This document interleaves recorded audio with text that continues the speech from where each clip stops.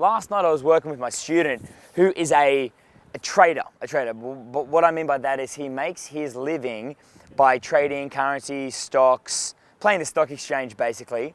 And the way that he does it is by, analyzing systems and algorithms so that he can, over time, he can make a profit from, playing the stock market basically, right? So it led me to help him to understand his game with a metaphor because he, like you, like so many of you out there, you're so analytically minded with the way that you analyze the set, okay? Basically, you're hedging your bets. Okay, you're not throwing it all on the table. You're holding back, or also you're playing to not win. All of these symptoms, they all kind of come together. So the metaphor that I want to throw out there for you to understand in the way that you're going out, meeting chicks, picking up girls, is that there's two ways of looking at it. You can be somebody who's like a trader or a stock exchange or a stockbroker or somebody who's like playing the market, which is essentially what you're doing when you're going to go pick up girls.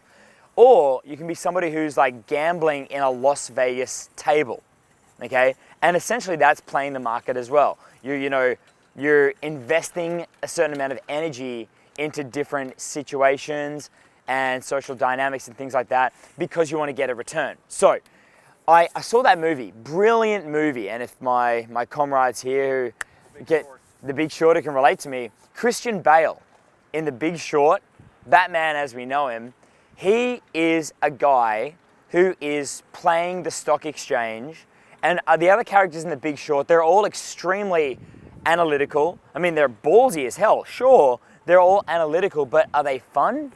No, they're not fun. I love the the Christian Bale character in The Big Short, the trader, right? He's like, I'm getting like a neck cramp actually. I'm trying to imitate this guy because what he's thinking is are my efforts and are my investments and are where I'm putting my value. Of course, security comes over to try to mess with what we're doing here. Is what I'm investing in here going to give me a return? Is this a worthy investment of my energy? What's the return likelihood of what I'm doing here? So that is not actually. There's many students around me. There's security guard around me. There's like homeless people around me. Classic. 3 a.m. in the Gaslamp District, San Diego.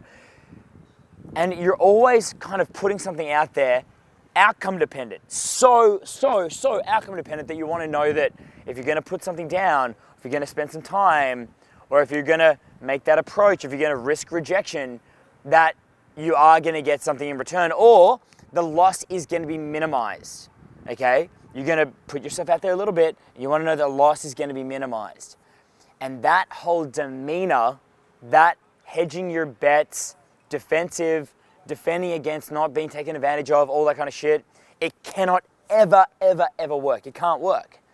That whole vibe, that whole like, inside of your head vibe, to channel the characters from the movie, even the brilliant guys who do kind of short the whole American market, the whole time they're walking around, the look on their face is like your look on your face. It's like, am I at risk here?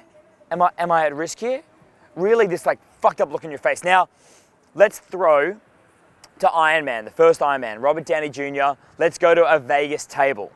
When you're playing with abundance, that you're only gambling as much as you're willing to lose, right? Great metaphor. Vegas versus stock exchange. And you go to the table, and if you're an intelligent person, in some cases unlike me, when it comes to gambling, like an idiot, I'm like Charles Barkley, and I'm gambling enough that I can afford to lose, okay? When you're out there in the nightclub talking to chicks, you're gambling, you're approaching, you're investing energy, you're risking rejection, you're risking loss, you're doing all of that. You're doing all of that because you know that you can walk away at the end of the day. You're willing to walk away. You're willing to lose it all. You're willing to go home empty-handed, okay? You're playing in a way that you're willing to go home empty-handed. That's how I'm playing, okay? In fact, my whole goal is to go there and have fun, and maybe I don't get anything. Okay, maybe I can win something. I know the house always wins. And now bring it back to my student who's a trader. His demeanor is always like fear of loss. fear of loss, and don't want to lose over the long term. But he always loses because his vibe is wrong.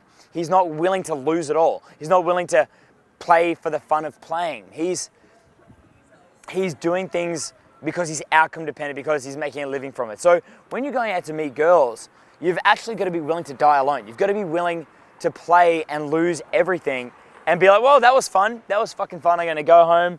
I'm going to work hard. You're going to work on yourself. You're going to build more emotional, social, financial capital so that you can go and play again another day, okay? And risk it all. Here's the big thing.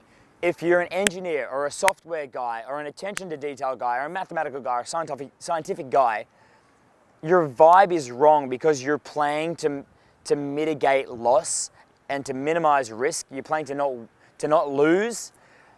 All of those things together make your vibe so self-conscious. It's always eventful when you break out the camera, always eventful. I've even got security here. And that's just the wrong vibe. An abundant person is going to approach and enjoy playing and happy to walk away because the sense of abundance. And if you don't have that sense of abundance yet, if you do have that bad vibe, what you got to do is you've got to just put it in your head that, you know, even if you do get married and even if you do have sex with 1,000 women, you die as a lone individual. This is not going to be like The Notebook where you die with your partner holding hands in bed together. Okay, if you remember that good old movie, I'm getting very good on the movies tonight.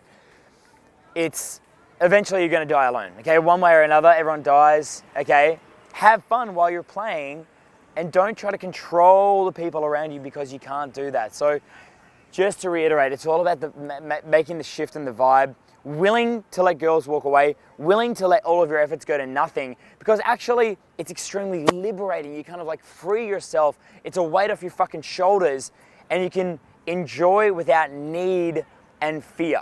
All right, that's what I'm trying to say here is there's a shift in vibe. It's being a stock market trader to make progress and make gains versus being in Vegas to make progress and make gains, okay? And in Vegas, you have these glorious victories and these massive, passionate losses that, you know, put you in a whole different headspace. But there's something even attractive about somebody who has a passionate loss because it brings emotion out of you. And I'm talking not about finances, but about, it does apply to finances, but when you have a passionate loss with a chick, you put your heart on the line, you go for it, you try to win, you try to get the girl, you don't get the girl, your heart opens up instead of you just being kind of shut down, defensive, and not being a big risk taker. That opens up passion, that makes you more emotional, makes you better at connecting with girls who, when a girl loves, when she falls for a guy, she falls harder than a guy falls for her. And that kind of passion, that kind of risk of loss, that kind of emotionalness, that makes her feel that she can relate to you and you become like a romantic type of guy and not a boring trader type of guy.